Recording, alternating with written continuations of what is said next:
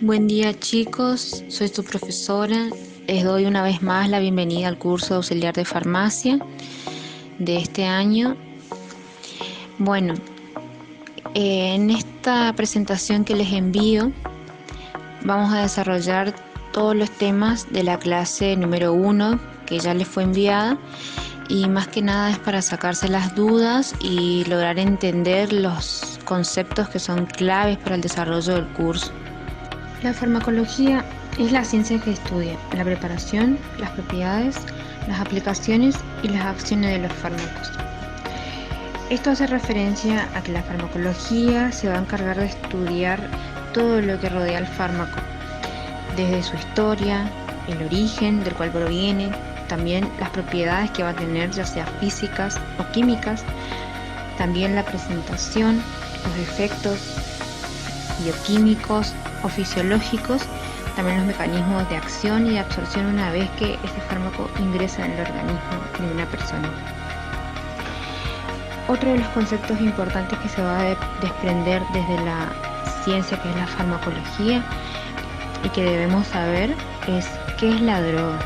Desde ahí se va a desprender todo para entender qué es un medicamento y qué es un fármaco.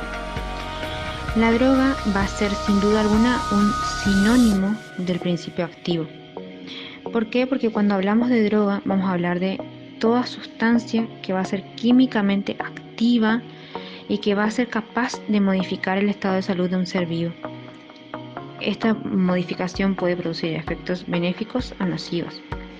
Una definición que nos ayuda a aclarar qué es la droga es la definición por la Organización Mundial de la Salud, donde explica que la droga es toda sustancia terapéutica o no que introducida en el organismo por cualquier vía de administración, esta sea inhalación, ingestión, fricción, también por administración parenteral o endovenosa, va a producir de alguna manera alguna alteración del funcionamiento de un ser vivo.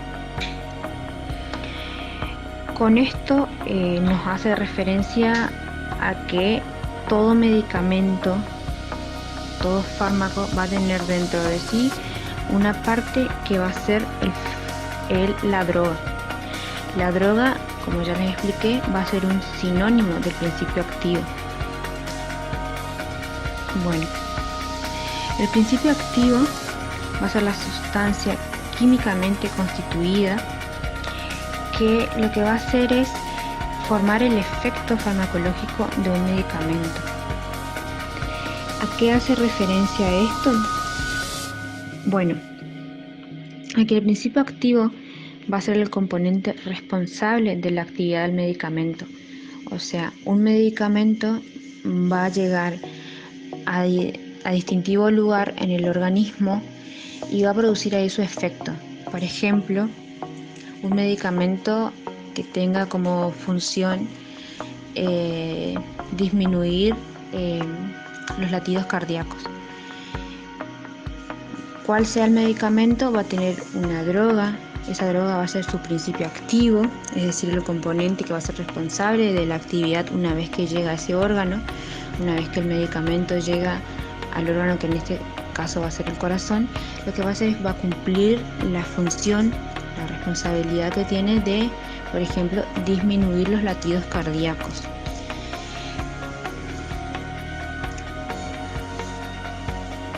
Bueno, también el principio activo va a ser toda materia que ya sea de origen humano, animal o vegetal, también químico o de otro tipo, que se le va a atribuir una actividad apropiada para constituir un medicamento, es decir, va a tener cierta responsabilidad, cierta actividad para un determinado medicamento.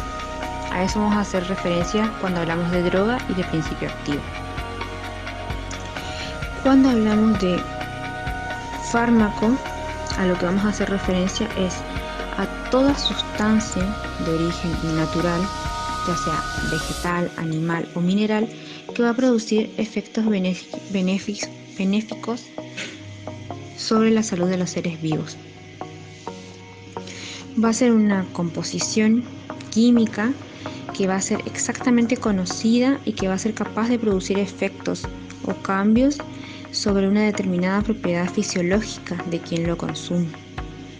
Un fármaco puede ser exactamente dosificado y sus efectos, tanto benéficos como perjudiciales, perfectamente conocidos. A eso hacemos referencia cuando hablamos de fármaco. Cuando hablamos de un medicamento, de lo que hablamos es de toda sustancia o combinación también de sustancias que se presenta como poseedora de propiedades para el tratamiento o prevención de enfermedades en los seres humanos. Es decir, toda sustancia o combinación de sustancias que lo que va a ser es el encargado de ciertas propiedades que van a generar en un organismo, por ejemplo, una prevención de algunas enfermedades, para diagnosticar también algunas enfermedades o patologías, para curar, para controlar las enfermedades, para suplir algunos componentes y para aliviar los síntomas. Entonces, cuando hablamos de un medicamento, sabemos que el fármaco, que era la sustancia que todavía se encontraba de forma química, va a adquirir una forma farmacéutica que va a ser adecuada,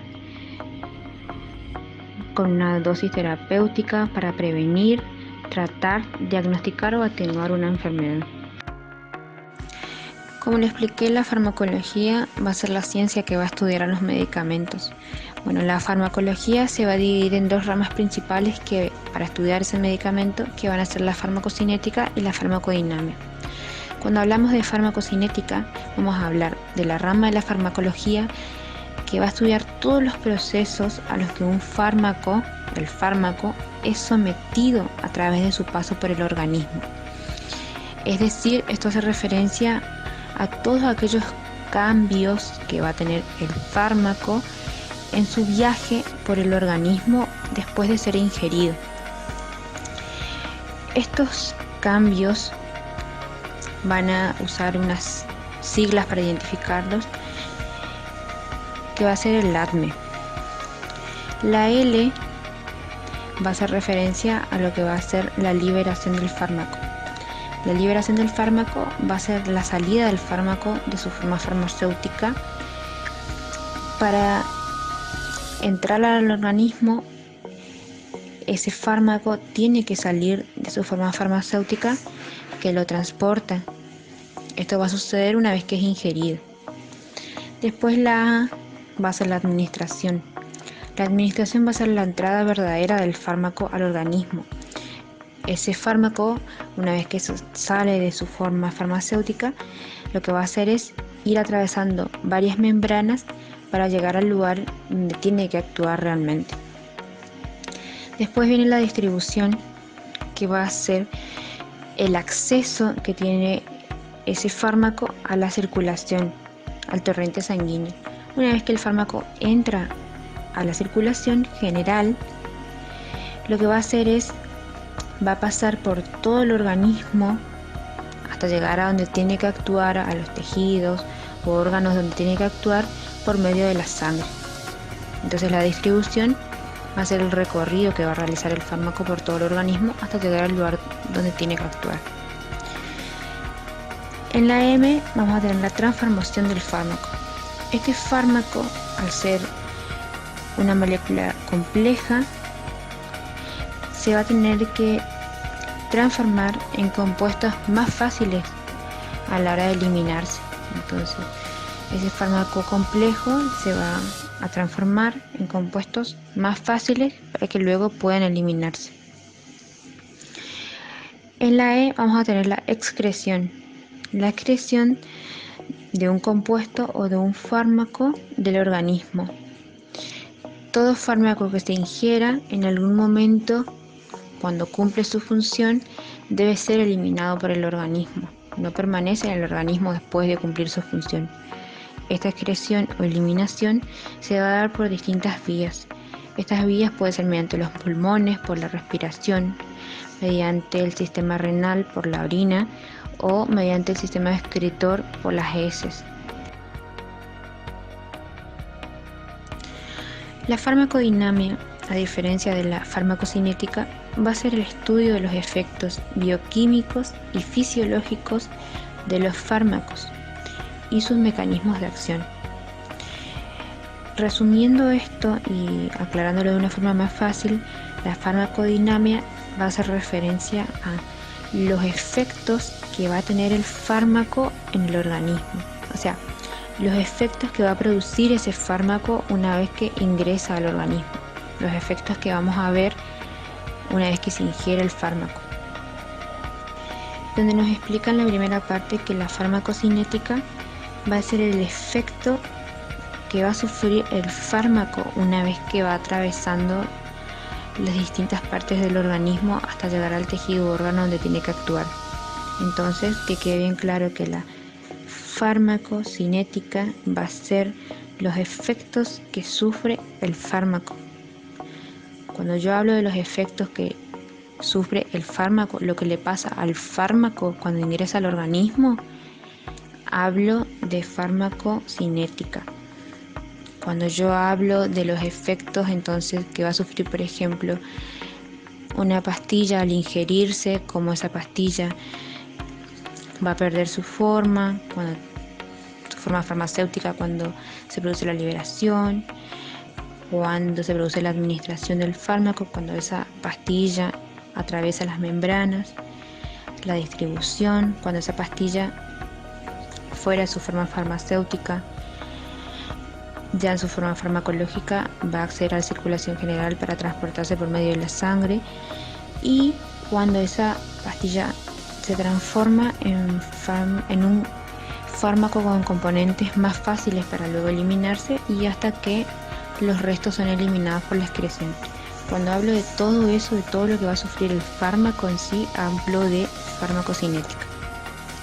Cuando hablo de farmacodinamia, es todo lo contrario. Yo voy a ver en ese caso los efectos que se va a producir en el organismo por el fármaco. Estos efectos que se va a producir en el organismo por el fármaco van a ser aquellos mecanismos de acción que va a tener el medicamento. Por ejemplo, cuando yo ingiero un antipirético, el efecto que yo voy a ver en el organismo es la disminución de la temperatura corporal cuando una persona tiene fiebre. Yo tomo un antipirético, lo que voy a ver es la disminución de la temperatura corporal.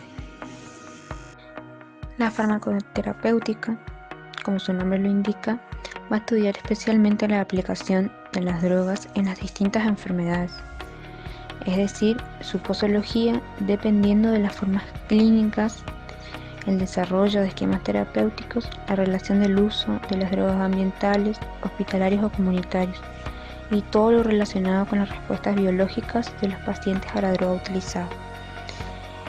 Resumiendo esta definición, la farmacoterapéutica lo que va a estudiar es la aplicación de las drogas en determinadas patologías, en determinados pacientes y en determinadas dosis, para evaluar así los efectos benéficos o nocivos que puede llegar a producir en ciertas enfermedades o pacientes. También va a estudiar todo lo que sea el contexto donde se apliquen estas drogas, como dice la definición, si su aplicación es ambiental, si su aplicación es en un ambiente hospitalario o es en un ambiente comunitario. La farmacognosia va a ser la ciencia que está encargada de investigar el origen de las drogas. El origen de las drogas tiene una clasificación en naturales, que van a ser aquellas que van a ser derivados de los vegetales, los animales y los minerales. En las drogas naturales, minerales, vamos a tener sustancias en su forma elemental, como van a ser el azufre, también el yodo, el hierro, los ácidos y sales como el sulfato de magnesio, el cloruro de sodio, el potasio o el calcio. En las drogas animales, la utilización de los órganos de los animales va a ser la fuente de la cual se van a extraer principios para formar medicamentos. Un ejemplo claro de esto es la insulina. En las drogas vegetales, los principios activos que van a estar contenidos en distintos órganos de los vegetales, ya sean raíces, hojas, flores, frutos, van a ser utilizados para formar distintos tipos de medicamentos. Algunos ejemplos pueden ser, por ejemplo, la morfina, la galantamina, la atropina y la digitoxina. También van a haber drogas sintéticas o semisintéticas.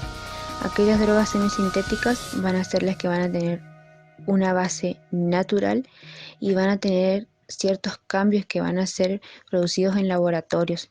Es decir, va a ser una mezcla entre las drogas naturales como base y van a sufrir un cambio en laboratorios, lo que los va a hacer semisintéticas. También van a estar las drogas sintéticas, que van a ser compuestos que se obtienen a partir de la síntesis química y cuya fuente siempre va a ser el laboratorio. En este caso ya no vamos a tener una base natural, sino que va a ser todo artificial. Los ejemplos de estos medicamentos son, por ejemplo, la aspirina, el diazepam, el propranolol, que van a ser medicamentos que van a estar creados específicamente en los laboratorios, sin ninguna base natural. La farmacotecnia, como le dice su significado, va a ser una disciplina que va a estar encargada del estudio de los diversos cambios que van a sufrir las drogas para que puedan ser utilizados en distintos pacientes. Esto va a tomar en cuenta la dosis adecuada que se debe usar para cada patología y cada paciente o cada persona, también las interacciones, las indicaciones prescriptas que debe darse por el médico y también los efectos adversos, las contraindicaciones, todo lo que pueda presentar ese medicamento al ser ingerido por una persona para una patología establecida. Todo eso lo va a estudiar la farmacotecnia. La biodisponibilidad va a ser uno de los conceptos que va a depender de la farmacotecnia. ¿Por qué? Porque la biodisponibilidad va a ser un concepto que va a estudiar a la velocidad en la cual una dosis administrada de un fármaco o un medicamento va a alcanzar su diana. Su diana va a ser su órgano o tejido blanco. Con esto nos referimos a un receptor, al receptor que va a recibir a ese medicamento para que pueda ejercer ahí su función.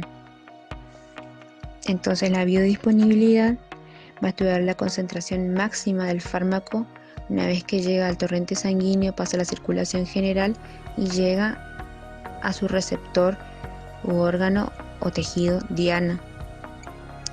Ahí va a llegar a su máxima cantidad de concentración y va a ser donde va a empezar a hacer efecto el medicamento. Eso va a estudiar la biodisponibilidad. La farmacotoxicología va a ser la ciencia que se va a encargar de estudiar la toxicidad que producen los distintos principios activos, los componentes de los medicamentos, que van a estar claramente presentados en lo que va a ser el prospecto de cada uno de los medicamentos. Ahí bien lo pueden ver, por ejemplo, lo que van a ser la aparición de los efectos adversos, los efectos tóxicos, los efectos teratogénicos y los efectos colaterales. Todos estos efectos que nombré que pueden presentar los medicamentos siempre aparecen en el prospecto del medicamento, porque ya son estudiados previamente y entonces son detallados uno por uno cuáles son los efectos que pueden producir o no y cuál es el grado de toxicidad que puede producir o no en dosis no habituales. Cuando hablamos de también teratogénicos o teratógenos, los teratógenos van a ser unos agentes físicos, químicos o biológicos que lo que van a hacer en sus casos más graves es producir la muerte o también como resultado los defectos congénitos en el recién nacido. Estos defectos congénitos fueron muy conocidos, por ejemplo, por el caso de la talidomida. La talidomida era un fármaco que se le daba a las embarazadas que podían adquirirlo para evitar las náuseas. También se consumía como sedantes. ¿Qué hacía esta talidomida que supuestamente no tenía tantos efectos tóxicos o efectos secundarios? Lo que hacía era producir, en muchos casos, la muerte de los fetos cuando las mujeres todavía no podían reconocer los efectos adversos, o también hacía que los niños nazcan con una focomegalia, que era una alteración en el desarrollo de los miembros, y a esto es lo que se le llama un defecto congénito, un defecto que tienen los recién nacidos ni bien salen del útero de la madre.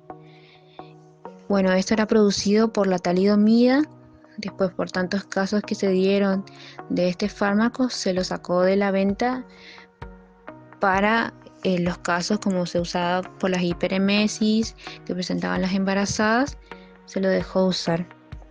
Bueno, después también encontramos otros tipos de intoxicaciones, como son las sociales, como por ejemplo la drogadicción o el alcoholismo. También las profesionales, las endémicas. En las endémicas encontramos lo que van a ser las intoxicaciones por plomo, que son más las contaminaciones ambientales.